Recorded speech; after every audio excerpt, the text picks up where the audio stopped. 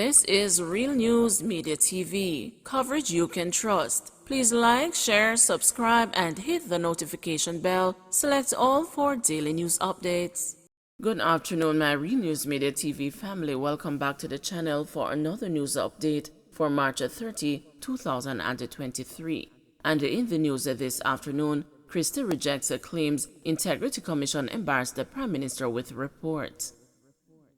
Executive Director of the Integrity Commission, Greg Christie, on Wednesday rejected claims that the Commission embarrassed the Prime Minister Andrew Holness in its tabling of a report in Parliament last month on the investigation into the awarding of contracts to Westcon Limited.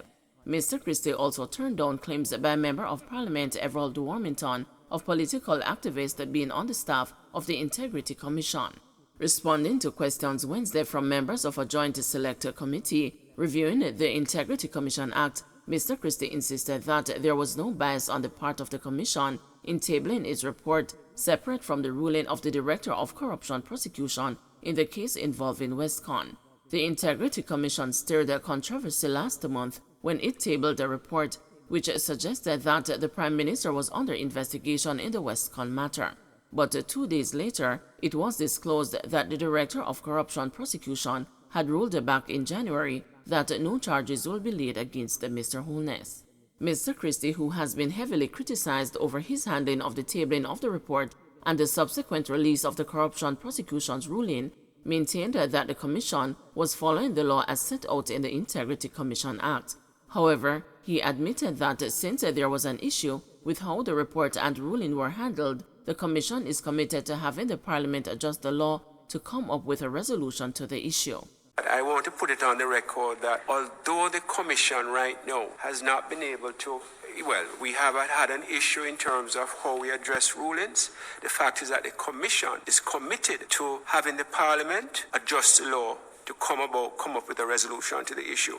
So if it is that the Parliament deems that the most appropriate resolution is to have the report tabled simultaneously with the ruling, the Commission has absolutely no objection to it. And the Chairman, Seymour Panton, has asked me to indicate that. So, we are ad idem with you, Chair, with that particular matter.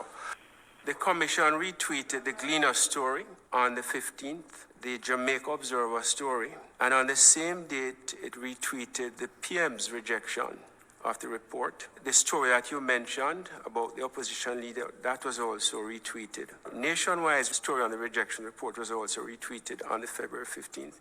And the next day, the ruling, we retweeted the ruling, the Gleaner story on the ruling and the Observer story on the ruling. That has not been mentioned. And then I, on my personal Twitter account, retweeted the IC stories in addition to the Reuters story on the matter. 95% of my tweets are international stories.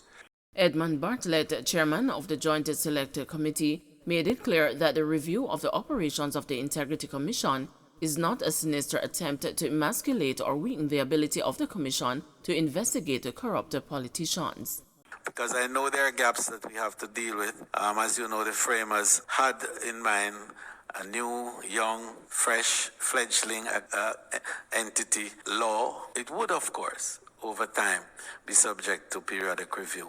And the reviews are now taking place. And I just make the point to further emphasize that our public ought not to believe that a review means that there is any intention to defang or to reduce or to emasculate. A review is about looking at all the elements that have gone into what now drives our process and to see how we can tweak it for improvement and to add value along the way. Another meeting today to resolve Windalco impasse.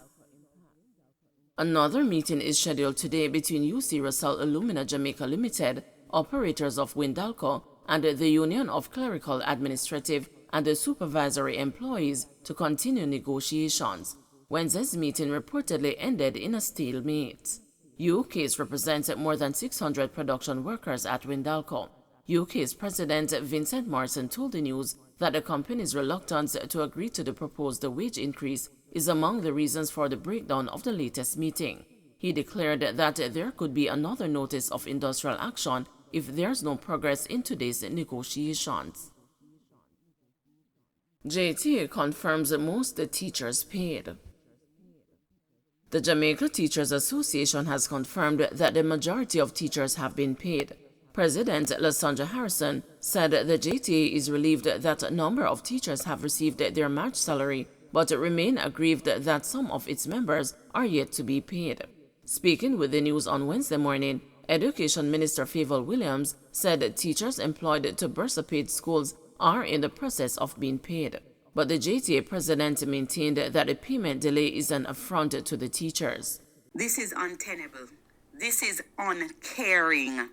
The constant, the consistent disregard, disrespect that is paid to the nation's teachers. When will it stop?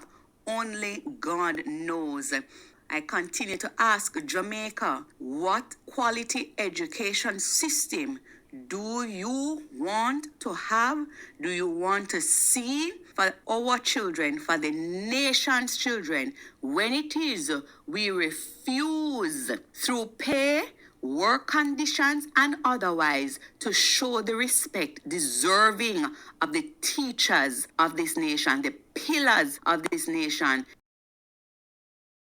Agriculture Minister requests a probe into complaints by St. Thomas onion farmers.